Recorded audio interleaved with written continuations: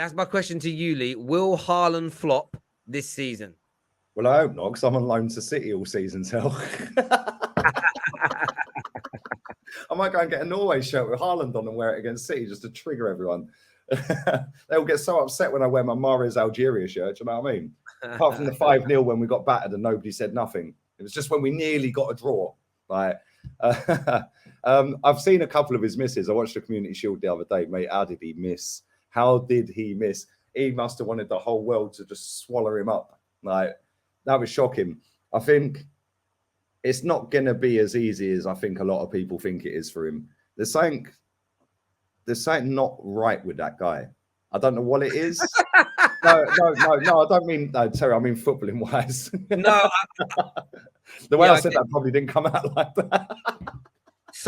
You're so un-PC. Do you know what I mean? Yeah, it'd be trending later. Lee Gunner said that Erling Haaland should be on the undateables. You know what I mean? That's how it's going to come out. Somebody edit that with my voice. That's what they'll do. Have you seen? By the way, one thing I'd love to learn to do the deep. Have you seen like the deep fake of Ronaldo's face put on the on Homelander from The Boys, and how good those deep fakes look? Some of them deep fakes are mad good.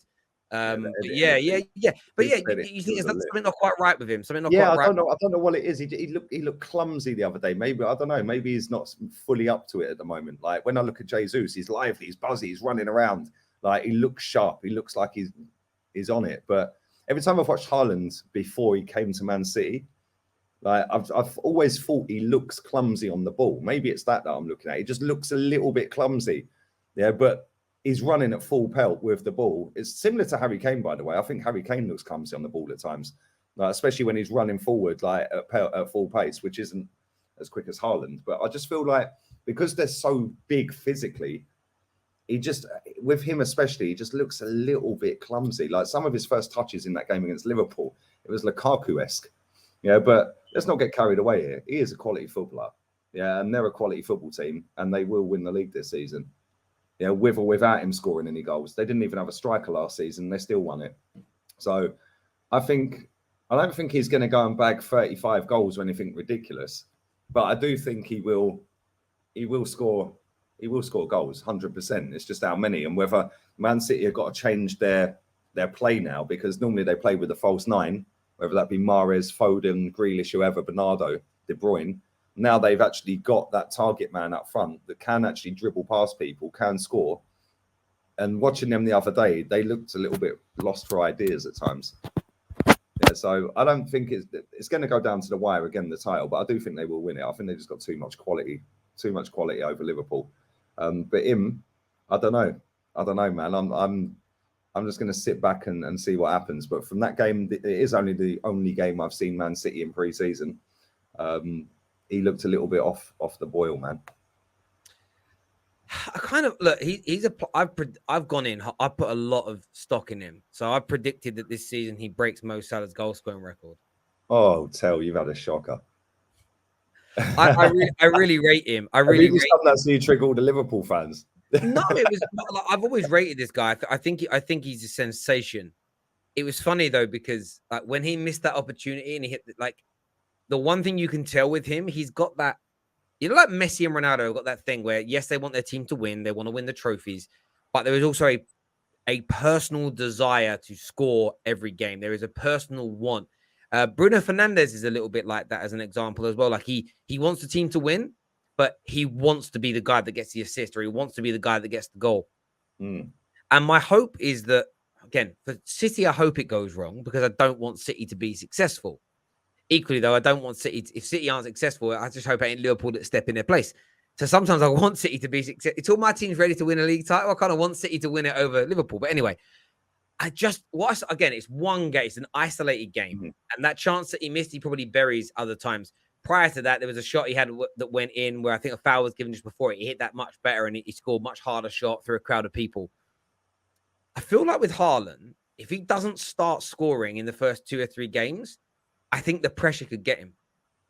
Because he's so young, like if he gets a goal opening weekend of the season, he scores in City's opening game, gets a goal, gets a brace, I think you're looking at records. I think if he goes 3 or 4 games and he hasn't scored, I think you might be considering the price, the agent fees, the salary. Like this guy has got to score 25 league goals minimum for it not to be a bad season. Like that's do you get where I'm coming? It isn't like And their you've first signed. game is West Ham away. That ain't an easy start. Yeah, it's not a hard game. It's a hard one. I just get this little feeling, but look, I'm still got confidence in him. I've got confidence in him. I don't think he's going to score goals. I don't think that's a debate. It's the same with Nunes. Like I've seen everyone slating Nunes, and like I don't think he's that great. I genuinely don't. When we were linked to him in January, and all our fans were like getting giddy over it, I was like, 35 goals in the Portuguese league. No disrespect, but me and you could play in that league. Terry. It ain't great, is it? Yeah, like, but the system that Liverpool play, he'll score goals. The same kind of for Man City. Although, like I said, they've now got the target guy rather than the false nine that's normally a midfielder. So it's going to be interesting. And Pep's got his work cut out to win the title again this season because it's big money that they've spent on this guy, not just the fee, but like you said earlier, with all the other bits and bobs on top. And, you know, Grealish, second season at the football club, they've let Sterling go, who would bag goals anyway. Yeah, now Grealish has got to step up. Haaland's definitely got to step up the money they've invested into him. Same with Grealish. They've done 100 million on him. Let's not forget that.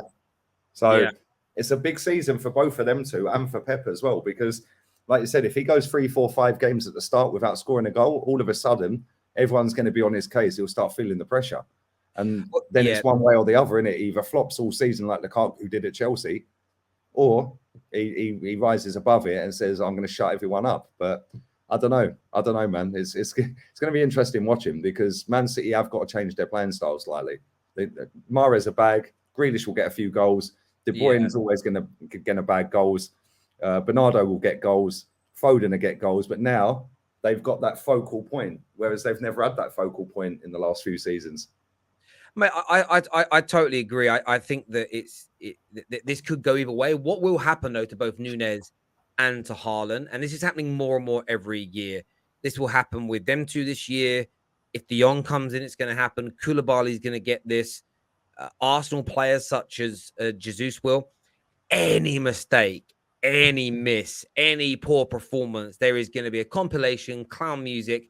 Fans, it's coming thicker and faster every year. You know, Sancho had only played 3 games for us, and there were huge nationwide debates over here around, is he a flop?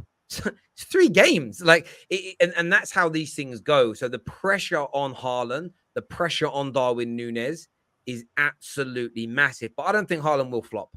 I'm still predicting it. Of course, this is where I'm predicting it injury pending. If he spends half the season out injured, he won't break the record. But if he has a relatively injury-free season, Haaland breaks Mo Salah's goal-scoring record. I think he's that good a player. I think he's that good a finisher. And you got to remember, they played Liverpool, and Liverpool one of the toughest teams to play. Most teams in England are not as good as Liverpool. In fact, no one's as good as Liverpool, barring Man City. And he still should have scored maybe twice in that game, right?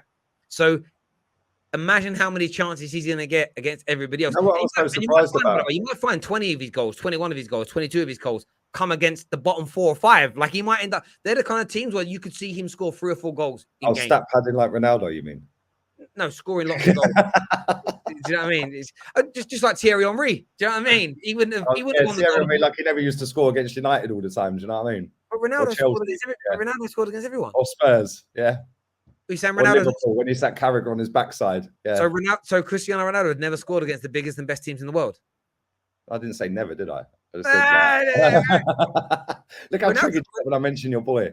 Ronaldo scored more goals in hat tricks than Henry has in his entire career. Oh, turn it in. Turn it in.